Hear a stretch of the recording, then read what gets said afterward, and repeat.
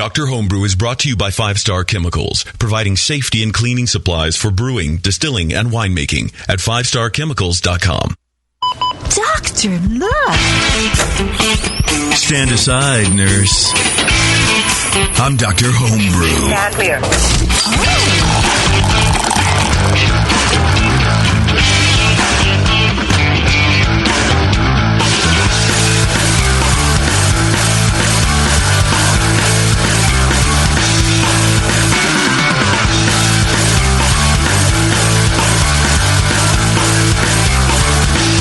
All right, everybody, welcome once again to another fantabulous episode of Dr. Homebrew. That's right, Dr. Homebrew is the brand new show, although I don't know if we can be calling ourselves brand new anymore. I think this is show number 9. It's that brand new soda called Coca-Cola. Have you ever had it before? It's great. In dog years, that's like 5 or 6 years old already. See, I think we're pretty old. I don't know if we're considered new anymore, but why not? For the purposes of this conversation, we're a brand new show highlighting your beers. And who is you? You are a listener, and you homebrew beer. If you aren't both of those things, then something's very clearly wrong with our demographic, and we should really have a meeting and refocus that. I am your host, Jason J.P. Petros, and with me, as always, is the handsomely growing, the ever-growing, more handsomer Lee Chase. No, not Lee. God, I do that all the time. Lee Shepard. Yeah. Hi, Lee. Lee Majors. How you doing? Lee Majors, everybody. Lee Majors. Not until I put on Right another here. 40 pounds. And then, of course, Brian Cooper. Nothing about being handsome here? Nothing about being handsome, no. Okay. I get it, JP. I know. So we're doing this new live too much for stream. JP. You It's can't too much handle right it. now. I had to do the live stream computer going on, which is a whole new thing. I had to get the archive computer, which was off when I came into the studio, and just all this kind of stuff going on. And my brain is floating right now. Of course, these beers haven't hurt. Anyway, welcome to Dr. Homebrew. Of course, it's brought to you by the great people at 5 Star Chemicals. You can get all of your cleaning needs met from 5starchemicals.com. Everyone knows 5 Star. They make PBW and Star San and Sandy Clean and all that kind of stuff that you need for your homebrew. It's not enough just to use one of those one-and-done cleaner / sanitizers. You need to clean your equipment first, then sanitize it, and then put beer in. I have a friend who has opening a nano brewery, and he's going to go up in X state, an unnamed state, to help this kid, because he's like, yeah, so what do you do for your cleaning regimen? Oh, I clean with a caustic, and then I flush it with water, and then I put my beer in there to ferment. No, that's not how it works. So you need to sanitize in there, people. And 5 Star can help you do that. So go to your local homebrew supply store, look for 5 Star Chemicals. If they don't have it, hesitate the urge to walk out and educate your homebrew supply owner about the virtues of 5 Star Chemicals, and then go to 5starchemicals.com to learn more. We have a completely brand new sponsor on Dr. Homebrew. Please join me in welcoming Brew Toad. You guys ever heard of Brew Toad? Brew Toad, yeah. All right. I just heard about him at NHC. It's an online brewing software.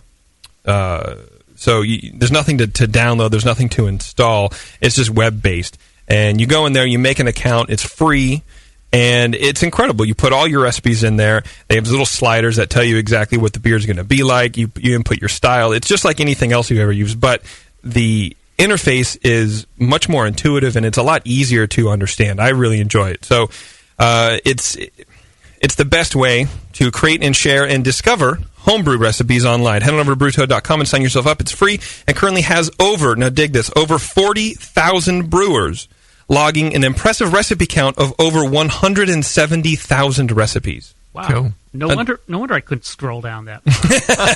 It's a lot. It's pretty cool, man. You just go on and you can either search for users. I'm under Jason J.P. Petros if you want to figure out the recipe that I have up there, which is my oatmeal stout. So you can filter down through recipe types or styles if you're looking for something in particular, or if your buddy's on there, you can search by brewers. They have a little tools calculator here, and you can get in and do water adjustments and all that kind of fun stuff that you do. And in brewing softwares, but this is just it's a little more complete, a little more easier to use. Yeah, it's very easy and quick. You just go on, and you don't have to really even create an account. If you can sign in with your Facebook's credentials. That's true. And you're just putting in a recipe. Your Facebook credentials. Where are your credentials, sir? Well, they're on Facebook, but friend me and I'll send you my. That's true. You can sign in with Facebook, and it does make life a little easier. So go over to brewtoad.com and check them out. Get an account. Like I said, it's free. And once you use Brewtoad, you'll never really use anything else. Plus, all the recipes. Now, this is kind of cool. All the recipes that we have on the air will be on brewtoad.com. We are in the process of getting our very own Dr. Homebrew page on Brewtoad. So you'll be able to go to Dr. Homebrew, even go to past episodes. Cool. And not only download the episodes from their site, they're really doing a good job for us, but also get the recipes in the Brewtoad format, plus score sheets. Oh, you can actually upload those? Yeah. So you're going to be able to do that now? I know that. I can't do that right now, but really all I'm doing is emailing to the guys and going, hey, you want to put this up on the website? But it's pretty cool. So you'll be able to just get the entire Dr. Homebrew experience, which is really, let's face it, everybody wants that. Our experience is vast and great. We also have another brand new sponsor I want to introduce, Nico Brew. You go to nicobrew.com. Nico Brew is been a BN sponsor for a long time now, and he's a nice guy, although he does wear a skirt, or he calls it a kilt, but it's really a skirt, let's be honest. But Nico Brew's your one-stop hop shop. Go to nicobrew.com. He has everything you're looking for. He runs some pretty cool deals also. So go over and check Nico Brew out, and thank him for sponsoring Dr. Homebrew. I like Nico. He's a good dude. All right, on to business, huh? I wonder if I've calmed down enough. I feel like my levels are off. I don't know why. So what is Dr. Homebrew? Well, the purpose is to provide an outlet for homebrewers to get feedback on their beers. What we like to call it is an interactive BJCP score sheet. You send me your beers. I send them to the people who actually know what they're talking about, which are Brian and Lee. And you get feedback on that. Of course, you come on the air and answer some questions, and then you get a chance to ask questions of the guys, something you can't really do with just a general BJCP score sheet. So the follow-up questions are worth its weight in postage, unless you're local, and then you can just walk in and brave the Martians from downtown Martinez. I feel like I've talked too much. I don't want to talk anymore. That's a rhetorical question, right? Play a song. Definitely a rhetorical answer. Just going to play a song. What do you think? It's going to be songs from now on. Just music? Just We're going music. to a music format? Okay. Smooth jazz. Well, we'll just drink the beer. We can mail the guys back their score sheets. Our station has flipped formats. That's right. We're not easy listening. We're easy. I was listening to Hall & Oates. Wow, there you go. Previously. So what are the beers we have? We have a Southern English Brown from Todd Kelly, and then we have a Flanders Red from Dan, I believe the gentleman's name was. I apologize, Dan, if it's not you. You got a free plug. So we're going to check those beers out after the jump here. When we come back, I think we're going to have Todd on the line to kind of run down his Southern English Brown. It's Dr. Homebrew, everybody. Stay tuned. Do you know the three most important rules in brewing? Sanitation, sanitation, and sanitation.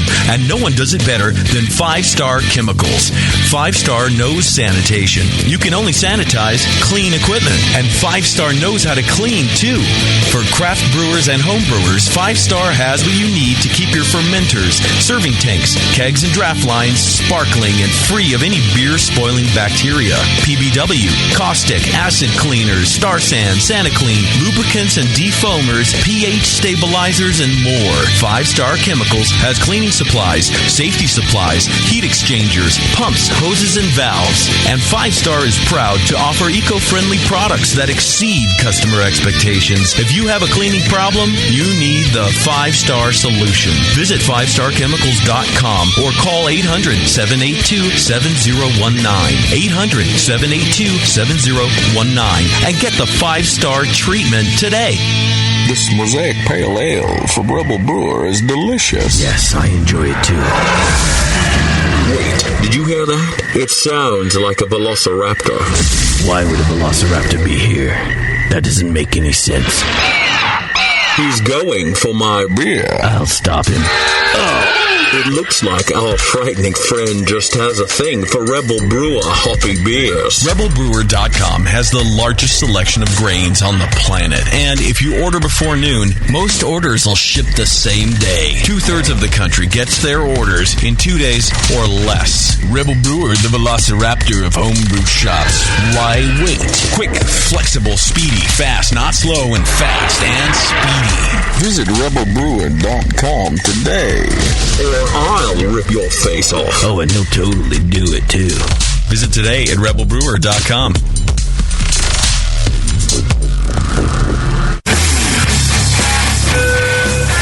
Homebrew, please report to the ER for code blue. Dr. Homebrew to the ER, please. No, and your tea time has been moved to 2:30. Now back to Dr. Homebrew.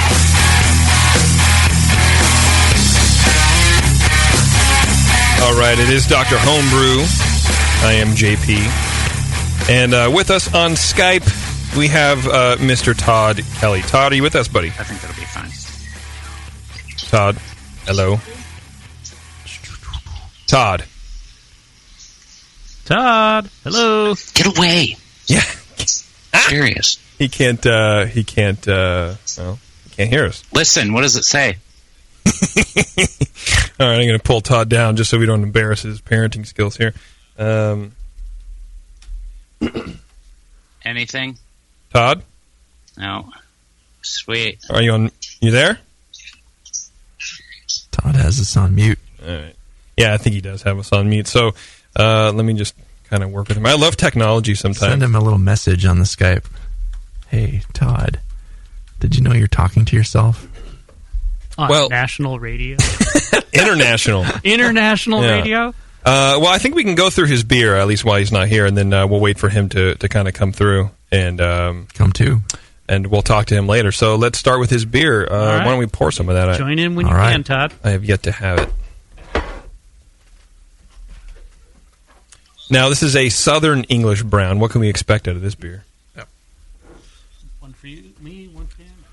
What can we expect of this beer? Yeah, It's a Brian. malt-oriented brown ale, and it should have some kind of caramelly, biscuity. It's not a highly strongly roasty malt. If you've had a Northern English brown, it should be a little sweeter than that, a little richer, but still not roasty or big and over the top. Just a very smooth kind of almost like a dark mild. A little stronger version of a dark mild or a lighter version of a sweet stout or something like that. Does that help? Yeah. Todd, we got you now? Why is this? Oh, we got echo. Yeah, he's getting a little delay. Sounds like he's being eaten by a transformer or something. If you can turn off the feed there, Todd, because we can hear it in the mic.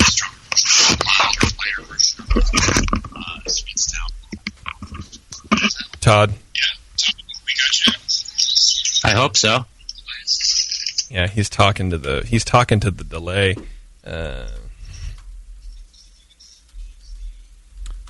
All right, let's talk about the beer, guys. Okay. Brian, why don't you get working on there? Well, it does have a lightly sweet maltiness in the aroma. Had kind of a light caramel and a biscuity note. It was a little cold when it first came out. I'm getting a little more of that now, which is nice. A little kind of an earthy note in there too. That was kind of interesting. It's got some. The fruity esters are really low and subdued. Pleasant kind of little hints of some darker fruit, but just a very light kind of plum-like, but not like intense. Like, hey, here's a plum. The hops are kind of low. That would be pretty intense. Yeah, a plum in a glass. Low and kind of unassuming, a little floral, spicy thing. There wasn't any DMS or diacetyl or anything really detracting from this beer. No big flaws in the aroma there. The color was it is a deep copper, kind of a near light brown. Do we have the beer cam here? I can put the beer cam on. Okay. Look at Brian. Give me one more thing to do. Hang on a second. The foam cam before, but all right, there you we'll go. do this as the beer cam here. This is I don't know what kind of lighting situation we have there, but It's perfect. It's a webcam. Okay. It's great. It's perfect. It's kind of a deeper copper color. It might be a stretch to say it's light brown. It's not light brown. It's maybe near light brown, but it's deep copper, which is a bit light for the style. It does have pretty nice clarity and a very persistent, dense, light tan head of fine bubbles. It's just sticking around nicely there. There's the foam cam. Very fine bubbles. Nice, dense, tightly packed head there. So the appearance is pretty good except for the color being a little light. In the flavor, you get a very... it's a pretty clean presentation, cleanly brewed ale with light kind of toffee-like and biscuity malt. So they're obviously using some authentic, English ingredients in this, I think, from the base malt to hopefully the specialty malts they're using. You always want to go to the country you're trying to brew their beer to do this right. And so, the ingredients are pretty good. The bitterness is low, as you would expect for this. It's definitely malt balanced. Hop flavor is kind of low and a little earthy, lightly spicy thing. It finishes kind of medium dry, not very sweet. In the flavor, there's only a hint of any kind of chocolatey-like elements. I was kind of really searching for them, and I did find a little hint of, not biting roast intensity, but just a light, smooth, malty, light chocolatiness, like the residuals of a chocolate bar you ate an hour ago or something. I was like, oh, I taste a little chocolate still. Just smooth and malty beer, but not quite as rich as you'd want for the style, but still cleanly brewed. Kind of medium light body in the mouthfeel. It didn't really have any warmth to speak of. It shouldn't for this beer anyway, because it's not too strong. The gravity is like 1040, low 1040s where it tops out. So it's a pretty light beer, and so as expected, it's pretty light presentation there. Carbonation was kind of medium high in this. It was sometimes when you're preparing a bottle, you kind of bump up your carbonation a little bit. I don't know if it was bottled from a keg or not. We can ask Todd that when we get to it. But it was a little high on the carbonation. Very, very creamy and smooth, though still nonetheless, and not astringent to me. But a little carbonic perhaps, but it didn't detract to me too much. So really, it's a good, it's a well cleanly brewed beer. Overall impression, I'd say, just add a little more of the darker caramel malts that you would use in a recipe for this, and maybe some hints of chocolate, but don't overdo it because you don't want to go too far into that. It's a pleasant example of style, just a bit too light, perhaps a little too carbonated. So you might also use a less attenuative yeast in this. We can talk about the yeast when we get to that, but it's not quite sweet enough in the finish. I gave it a 33. I thought it was a very pleasant beer, good drinking beer. Just kind of missed the mark on style a little bit. That's a good score. I think we have Todd on. Todd. Are you kidding me? Todd. Okay, I'll play the part of Todd. Hi, JP. Hey, Todd. It sounds like you're right in the room with us. How you doing, buddy? There's no delay or anything here. That's pretty good. So, tell me about your beer. Well, I took some malt and hops and stuff and mixed them together. Man. Boiled them for a while. Yeah. Hey, Todd, I know you're in the chat, but could you do me a favor and just call the studio line, 888-401-2337? And we'll just do it the old-fashioned way with a landline. We're trying to be cool and hip and with it, but you can't beat Ma Bell, I suppose. With all the troubles I have with Skype at home, sometimes I'm surprised we haven't had as many difficulties with it. Skype not being one of our sponsors, apparently. Yeah. No. I wish they were, because then we could do something about it. But I love Skype. It's for what it is. It's good, right? It's free, it does the job. It does the job 70% of the time. But hey, I used it to call home when I was out of the country. Worked great. Oh yeah, it's good, right? Good for that. Yeah, maybe now they will sponsor us. I'm sure they're listening. That's right. All right, Lee, go ahead and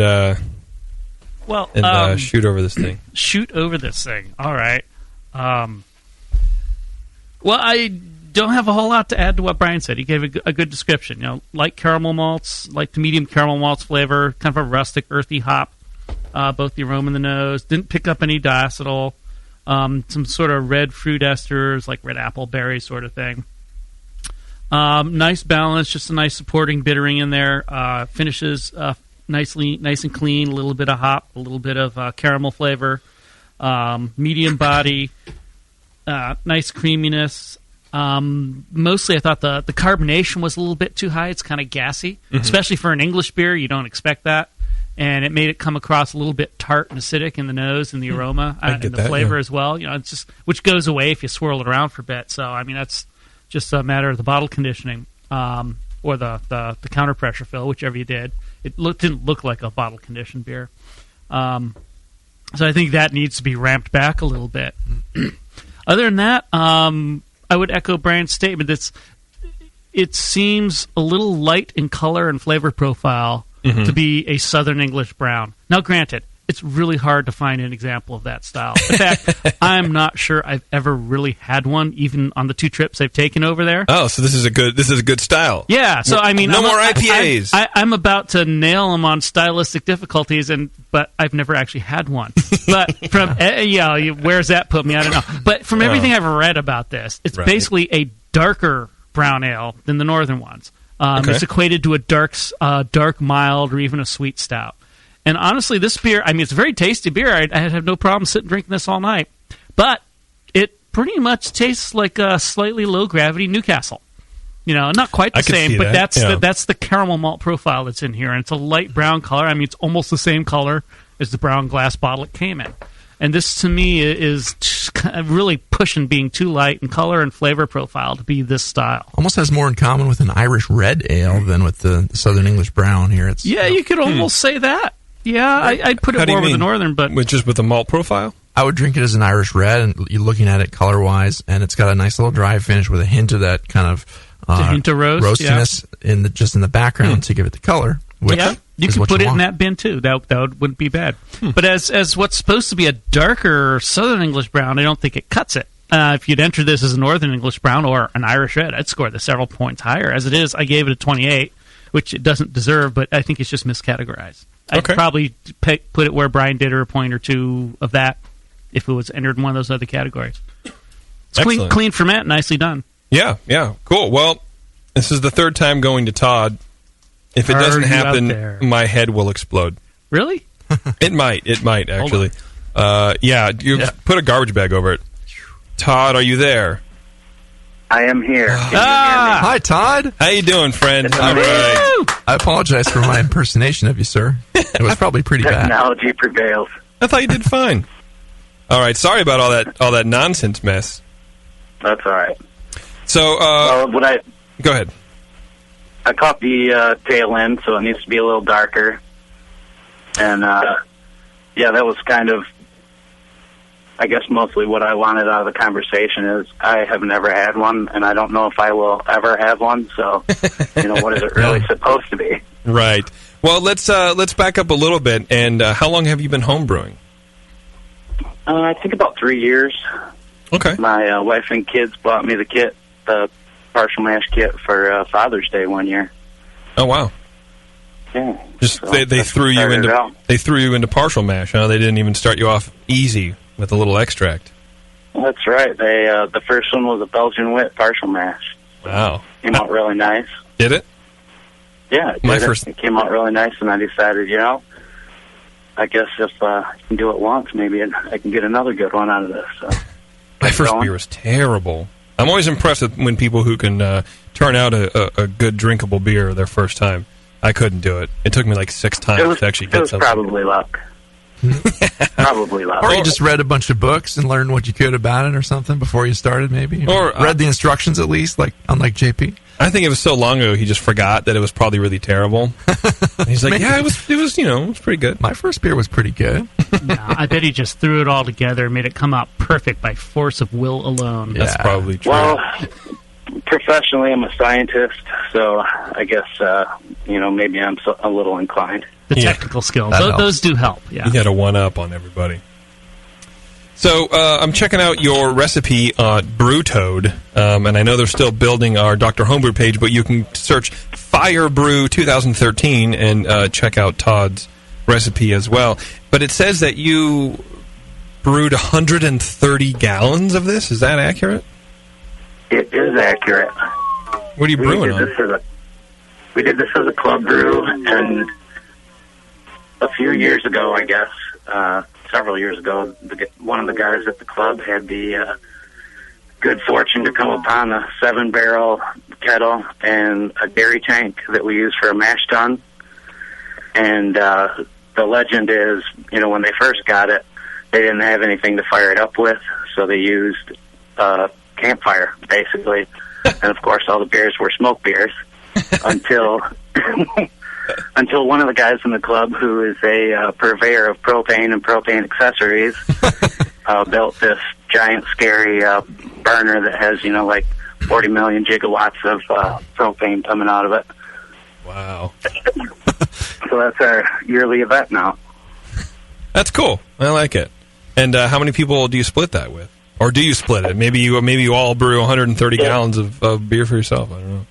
It was a 130-gallon split into all 5-gallon fermenters, as far as I know. So, cool. Yeah. That's awesome, man. Did they all come out different? The whole club was there. Some people didn't show up. Some people got more than one, because I ended up with 10 gallons. I had one that I did with the Nottingham and one that I did with Edinburgh yeast. Which one did you guys drink? Ours had an N on the cap. It's the Nottingham, I think. Yeah, we did the Nottingham. So I think we're going to try the Edinburgh later on tonight, possibly. The Nottingham's way better. Oh, is it?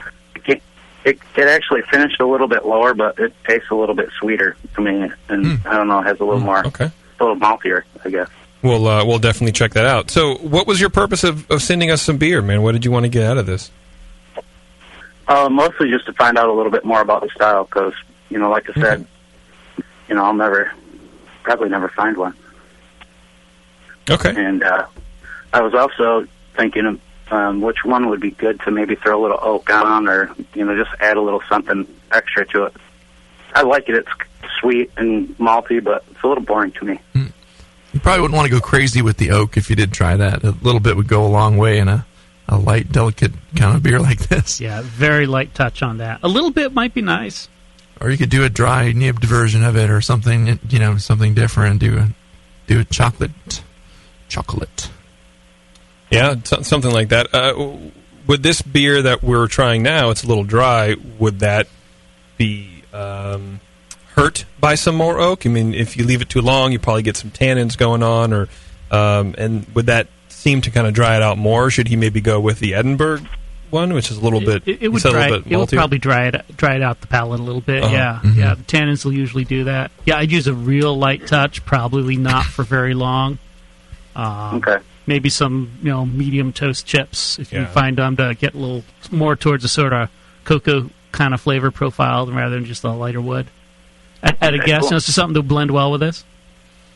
I would do Hungarian. I like Hungarian. Hungarian oak. It has a little sweet. I actually already know the legend of JP's love for Hungarian, and already got some from Adventures in Homebrewing. Way back in the old West. That's right. Well, cool. I know you didn't hear the recap of the thing, but check back the show. I hope we answered your questions. You wanted to know a little bit more about what you need to do, and I guess the consensus was just bring down the carbonation a bit and okay, bring up the dark malts. Bring up the dark malts. Yeah. There you go. Awesome. So, so your recipe on this was about 67% Maris Otter Pale, 11% Caramel 120, 5% Special Roast, 5% Victory, 5% Caramel 60, and 2% Pale Chocolate with a pound of Cascade at 60 minutes, right? Yeah. All right. Yeah, no, that was homegrown Michigan Cascade, too. What's that? That was homegrown Michigan Cascade. Oh. Guys drew it, brought it in, too. So. Nice. And that's 130 gallons worth, too, right? 130 gallons. That's right. Scale down that. I actually brewed I brewed an IPA the next day that had the same amount of hops in a 6-gallon batch. Sounds about right. The same hop or different hop? That's awesome, man. Well, Todd, do you have any questions for the guys before I let you go? I don't think so. I'll be looking forward to listening to it on the podcast, I guess, like I always do. And thanks for having me on. Yeah, thank you very much for sending us beers and for sticking with the technology burps. Yeah, thanks for sharing. Nice, smooth beer. Yeah, good stuff. Right. Thanks for coming on. All right, Todd. Thanks, man. Thanks, bye. Bye-bye. Finally got him taken care of. I wonder how everybody else on Skype's going to go tonight. What do you think? You think the ghost in the machine's going to act up, or? I don't know. God, man. Never been so happy to hear Todd's voice, though. Todd, you're the best.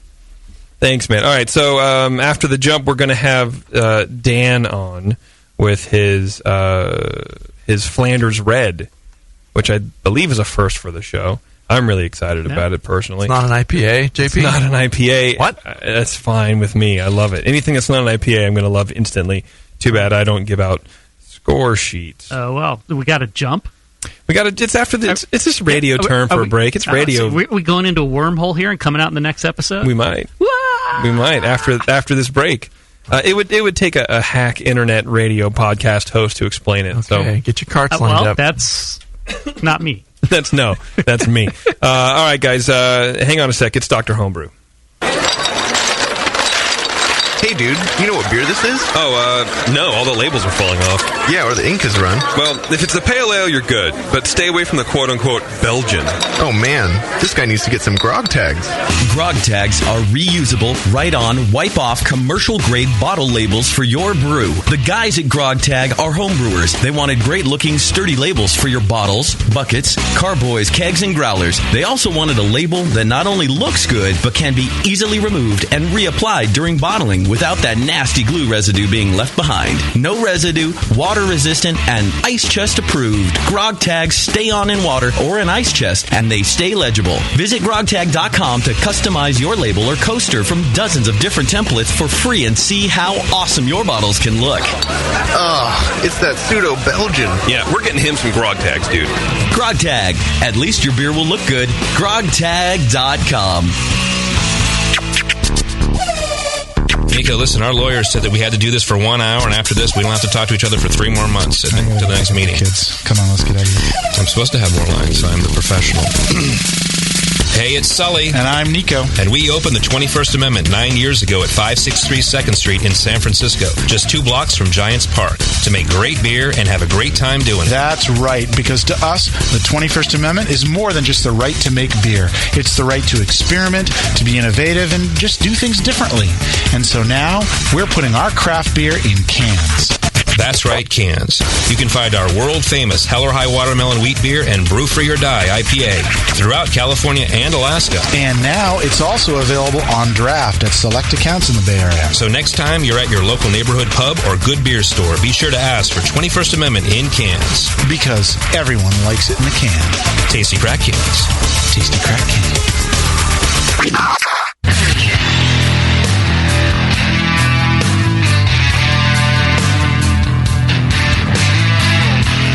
Back to the examination.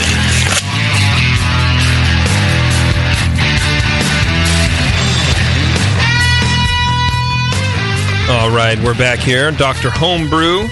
And on Skype should be Dan Edelman, brewer of this fabulous Flanders Red we're about to try. Dan, do we got you? Dan? I hear you. Do you hear me? I feel like I'm a psychic right now. It's like I'm trying to communicate with Dan. Dan, are you there? JP, the brain mechanic. Here we go. God damn. Yeah, that's how I feel too, buddy. Yeah, we'll try it again. Hang on a sec, Dan. In the meantime, we have his nice Flanders Red here. Yeah, hey, I have an idea. Why don't we pour that? Why don't we pour that? And start talking about it. Sounds good to me. We'll give JP a beer while he's trying to get Dan's hookup here done right. Does JP like sour beers? JP loves sour beers, but actually JP's not a Flanders Red fan. Like the Rodenbach? Terrible. I bet the brewers at Rodenbach would be inclined to disagree with you. They will not be our sponsor. And a lot of other... No, but that's never... That I was know, never I really almost gonna had happen him... anyway. Almost had him nailed down. I've been talking to them weekly, and then now you just ruined it. Yeah, I don't... Oh, let's go to the beer cam. Hang on a second.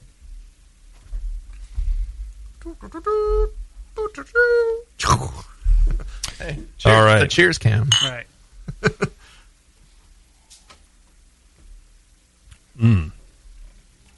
That's delicious.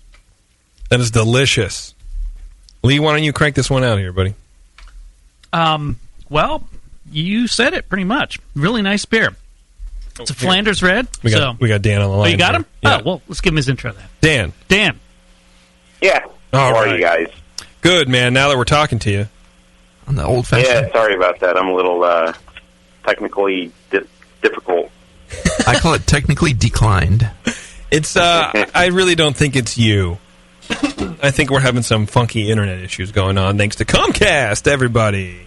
Yeah, so sorry about that, but we got you on the phone, and I think that's just how we're going to have to run this. So, Flanders Red, huh? How long have you been homebrewing to make one of these? I've been brewing for about 4 years. Basically, my brother-in-law got me into it. He basically goes around just walking around fermenting anything he could possibly get his hands onto. And he got me into it. I started out doing partial mash. And then he also got me into doing all grain. I've actually never entered any competitions or anything, and I just kind of wanted to see how it would stack up. And right on. All right. Well, Lee, how does it stack up, man? Stacks up pretty well. It's a pretty nice beer. It's got some good acidity, fairly tart, not over the top, but no, not hard to find either. It's got a lot of esters, mostly bright red fruit, apples, and berries. You get some more of the plummy and cherry, vanilla kind of flavors when it warms up a bit. Pretty clean on the diacetyl DMS front, maybe just a whisper of diacetyl in the flavor, but really didn't get much. A really appetizing nose, a little bit of toasty malt, a bit hazy, which is probably a little out of style, but that's a minor thing more or less. Has pretty much a nice light red-brown color, a little bit of foam, light tan foam, which fades pretty fast. Medium strong acidity in the flavor. It wasn't over the top. It was nicely balanced versus a sort of sweeter malt profile. A little bit of what seemed like a wood flavor, although it could have been some other tannins in there. Nice medium fruity esters, the sort of pear and apple with a little bit of plum and cherries as it warmed up a bit. Finish was tart, a little bit of tannins in there. I don't know if you had any wood in this or not, or if you were playing tricks with the spars, but it definitely has a little bit of a tannic character to it. And a little bit of sticky malt in the finish. The body is medium, a little bit sticky with the mouthfeel after it's gone, sort of lingers on the palate. Some medium creaminess, a little bit of that astringency again in the mouthfeel. It's not hot. It's a really very nice beer. Has good acidity, good fruit, good malt. It's all there pretty much. I got a little bit of maybe some bread or phenolic character. It sort of faded in and out. Wasn't real strong, but got a little bit of something like that. Seems to come out a little bit more in the finish sometimes. It's a pretty good balance. I like it. There's not a whole lot wrong with it. The only things I really thought maybe could be improved, it was a little bit undercarbonated, which given, I think at least it was to me, maybe Brian doesn't agree, which if you leave in the bottle for any time, that if it's got some bugs in it, that'll probably be fixed. And the tannic character, these beers are supposed to have a little bit of a tannic character to them, pretty light. I thought maybe this is a little on the high end of that, but it's probably not a problematic part. But for me, I would have liked maybe a little bit less. But I might just be picky there. I scored this beer at a 39 points, so I thought it was pretty good. Wow. Cool. Brian? Yeah, I thought it was pretty. Of course, it's always when you're judging the first sour beer in a flight or drinking the first one of the night, it comes across as maybe a little more acidic than it is. Now that I'm drinking it again, it's a little less so. But the first taste I picked up is pretty intensely acidic, not just acetic or lactic or any specific acid, but kind of a blend of lactic and acetic. Acetic being the vinegary like kind of, and lactic being like the kind of biting, intense sourness. It did have a few barnyardy notes in the aroma, kind of Brett-like character, which is to you who don't drink sour beers can be a good thing. A hint of that gives it some complexity, and the malt's low and kind of complementary. But yeah, there was enough malt in there to say, hey, this is a beer. Kind of cherry-like and orange zest, currants. Some nice fruitiness in there in the aroma that I really liked. There was a touch of some spicy phenolics in there, balancing the other elements, and no diacetyl or other overt problems. The color is kind of a reddish amber and fairly hazy, but it had a pretty good. The first sample I had a pretty persistent cream-colored head with very fine bubbles, and so it looked pretty good. Other than it should be a little clearer, but we'll forgive that. In the flavor, the first sip reminded me of these old candies I used to eat in the 80s when I was growing up, that are like Spree. Those there's sour lemon and lime, and they come in a roll, and they're like hard candies that are like in a roll, and there's like sour cherry, sour, just all these different sour fruit flavors, but kind of bright and zesty and biting acidity in those candies. So with less of the deep fruit character that you get in certain Flanders Reds that are a little more winey, but I did find, like Lee, that it had some tannins in there to balance it. Pretty nice Brett character, just a light horse blanket, nothing offensive or gnarly. Just added enough in there to add some complexity. But yeah, really just a big kind of fruit punch presentation. It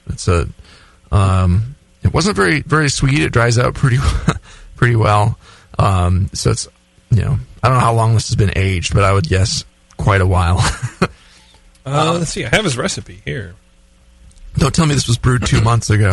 12/31/2011 is when it was brewed. Right, Dan? No, actually, that was the first batch. This is batch 2 that I brewed 2 months ago. Did you really? Or are you screwing with him? I literally brewed it. Nice. Actually, I'm sorry. I brewed it in May. I bottled it a month after brewing in June. Wow. You got some happy bugs over there. Nice work. Oh, yeah. No kidding. That sour that fast. Oh, man. East Coast yeast. Yeah. So, yeah. Okay. Cool. So, yeah, in the mouthfeel, I found it was kind of, it did kind of have a little bit of a bite, and I think, too, that some of these things that I'm finding a little intense could smooth out with a little more aging. Now I can use that to my advantage, even though I just shot myself in the foot. Well, I have about 3 more cases. So. Save them. This is wonderful stuff. So I thought the carbonation was medium. I didn't have a problem with the carbonation. The second sample we're tasting, the bottle's been open for a while and it's a little less carbonated, but at first it seemed fine to me. Not astringent. No. Only a hint of alcohol warmth, not really anything big there. Kind of medium bodied. But yeah, it's an intensely sour beer, intensely sour interpretation of the style. And the only thing I would like to add is just a little more depth to the fruity presentation. To be a little more wine-like would be cool for me. To have a little more of the deeper fruit character, some plum-like, some wininess, some grape, and a little more richness in there, which again may come with age, but and I don't know if how far you let it ferment down before you added all the bugs, or if you just went crazy with the bugs. If you turn them loose right away and don't use a primary yeast to get it down where you want to be, sometimes it can ferment down too far and just chew everything away and leave only sourness. But you can ferment it down with the primary yeast and let it go, and then add the stuff after a few weeks of fermentation with a Belgian strain or whatever you want to use. But yeah, tasty and very sour beer. I really liked it.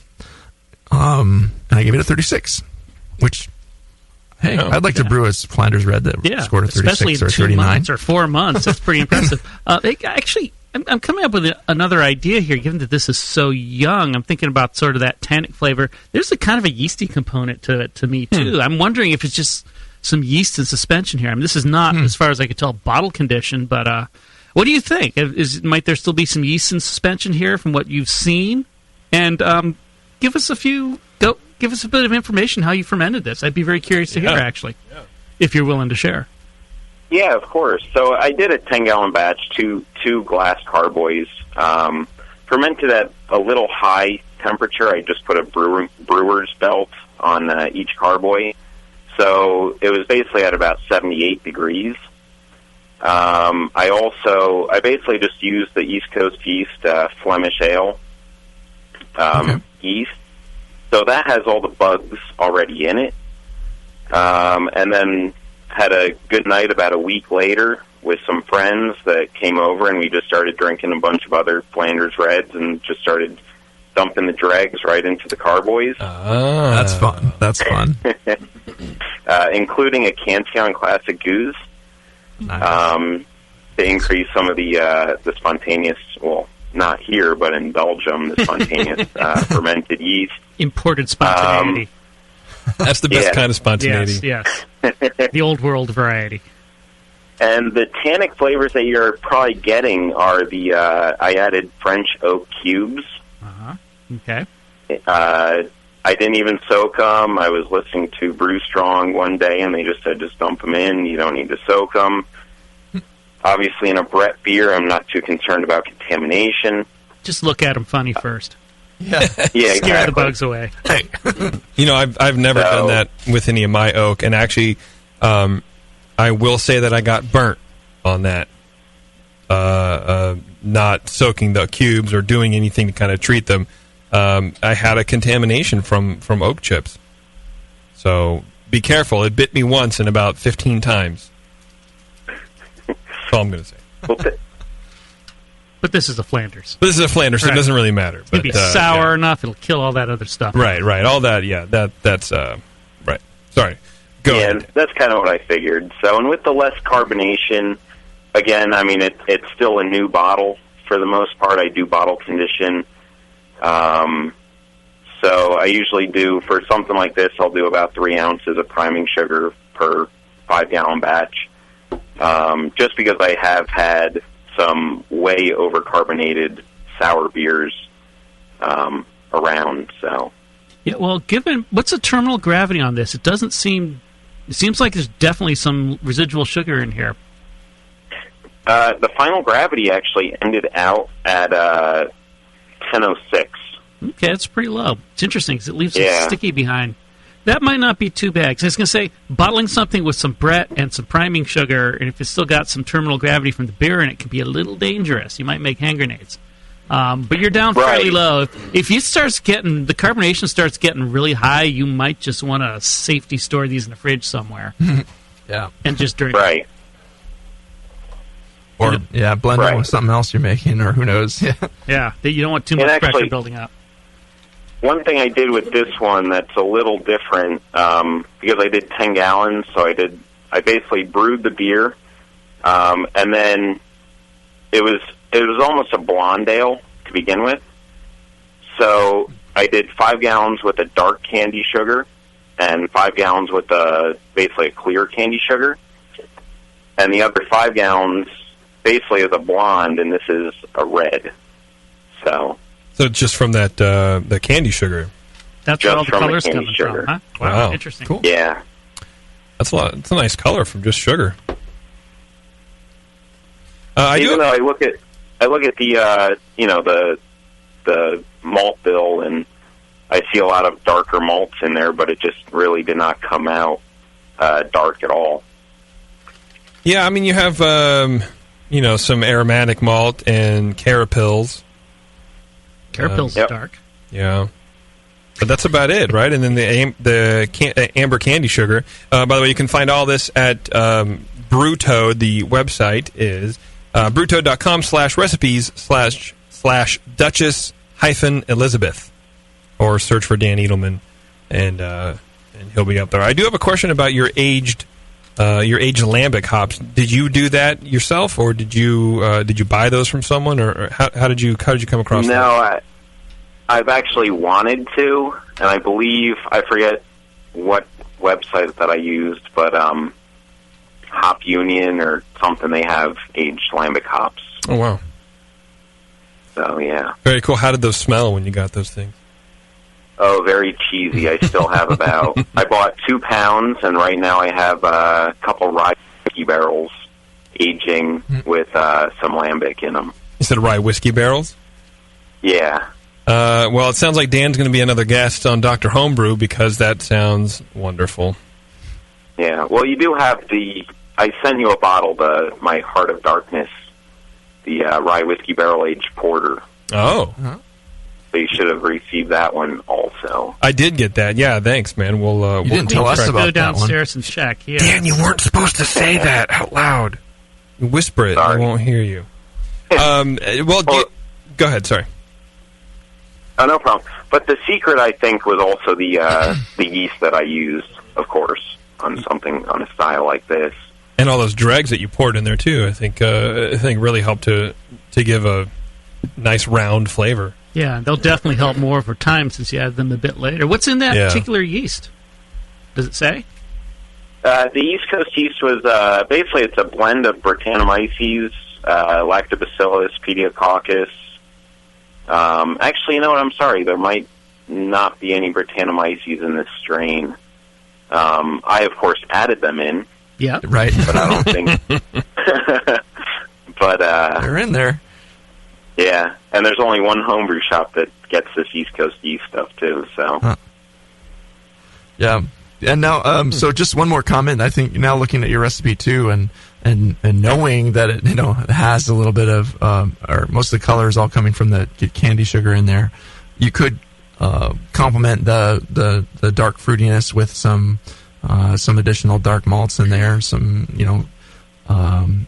dark Munich or something interesting in there, or some special B or something. Yeah, just a little bit to round out the bottom end of that fruitiness. Yeah, I would really like that a little bit more. A big load of Vienna malt will be a pretty classic thing to put in there, yeah. Yeah, the intensity of the sourness is nice. When I keep talking about how intense it is, I've had too many Flanders Reds that are not sour at all, hardly. It's like, crap, they didn't really get it to sour.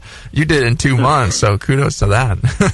I've had a lot of them that just are straight nail polish remover. Oh, yeah. It's just like, oh, man, I can't do it anymore. But this is very, very pleasant. I really appreciate that. Thank you. Nicely done, yeah. Yeah, good job. All right, Dan, thanks, man. We're going to let you go and take a break. Thanks for sending all the beers, too. Dan did kind of hook us up with a lot of beers, so we'll crack some nice cold ones here, Dan. Thank you very much. All right, buddy. Take care. Thanks a lot. All right. Have a great night. All right, you too. Have a good one. Bye. Good beer, huh? Yeah, very nice. Tasty. All right, we're going to take a break, and then when we come back, we're going to kind of recap what we've done and move on. All right, into the wormhole.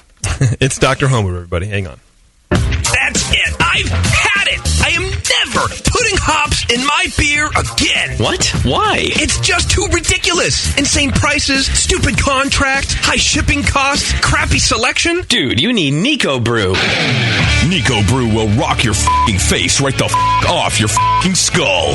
$5 shipping to all 50 states. Plus fantastic international rates get you low prices on Nico Brew's great selection of hops and more. Whether you're a home brewer, a pro brewer, or a homebrew shop owner, Nico Brew can get you the hops you need in increments big and small. Single orders, spot buys, or full contracts. And there's only one place to join the uber special secret elite bare bones club where you'll get the best deals anywhere. Holy shit! NicoBrew.com. NIKOBREW. Nico Brew, your bare bones buddy in the brewing business. Hey, Wooly, I'm beat. Can we find a nice tree to just hang out in for a while? You're beat. I've been swinging through this forest for 50 years, ever since we first escaped from the circus. I know, but there's got to be more to life than exploring this creek and trying to populate the valley by copulating with loose, hairy girls. Mark, we stop. Look! What is that? It looks like a man-made treehouse With fresh food. and craft beer. Welcome to the Creek Monkey Tap House, boys. Grab a seat. Creek Monkeys drink free. Awesome! The Creek Monkey Tap House in Martinez, California takes their mission of fresh food and beer seriously. They only serve locally raised beef and chicken, as well as local sustainable produce. It's better for you and the planet, and it just tastes better. The beer and wine at Creek Monkey Tap House are chosen with the same care for the highest quality and rotate frequently to make each visit an adventure. Swing on into the Creek Monkey Tap House and enjoy a new legend of amazing food, beer, and wine. The Creek Monkey Tap House, online at creekmonkey.com. Dr. Homebrew, please report to the ER for code blue. Dr. Homebrew to the ER, please. Oh, and your tea time has been moved to 2:30. Now back to Dr. Homebrew.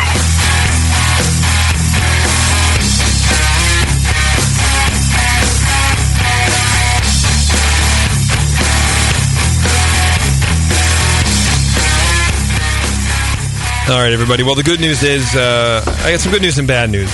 The bad news is we're ending the show. The good news is we have nobody left on Skype to talk to, which is pretty nice. Yay, Skype. I got to say. I could get my mom to call in. Would you? Can we talk to your mom one day? Scratch that. Maybe I can get her name wrong, too, Lee. It'd be great. Cool. Man, I got this thing in my throat. Sorry. Yeah. Well, nice to meet you, Mrs. Majors. It's like, what's going on? People are weird. All right, so this time in the show, after the third break, we usually go through the beers that we've tried and give a little recap. So we had Todd's Southern English Brown. Irish Red. Irish Red, yeah. And that's what you guys were saying was as a Southern English Brown, it's a little off, but as an Irish Red, it was almost an Irish right Red on, or right? Northern England, it'd be pretty much dead on, yeah. And so to get that to where he wanted it to be a Southern English Brown, you were saying it's a little too light, a little overcarbonated, and a little too dry. Yeah, too light in the sense of color and malt flavors, not gravity or anything like that. Yeah. Needs some darker malts in it. Okay. Interesting earthy note in there, too, which might have been from that Nottingham yeast. I don't know. It wasn't offensive. It was just kind of this earthy note that could come either from hops or from the yeast, but I would suspect the yeast. But not unpleasant, just, really tasty beer. I'm kind of excited to try his batch with the Edinburgh yeast. Yeah. Kind of curious to see how that came out. Let's crack it out. Let's keep the show going for another 25 minutes. That would be great. My voice would appreciate that. And then we just spoke with Dan, who had that wonderful Flanders Red. And everything was pretty right on with that. You guys were saying the two things that you would suggest is let it age a lot more. He said he has like 3 billion cases left or whatever.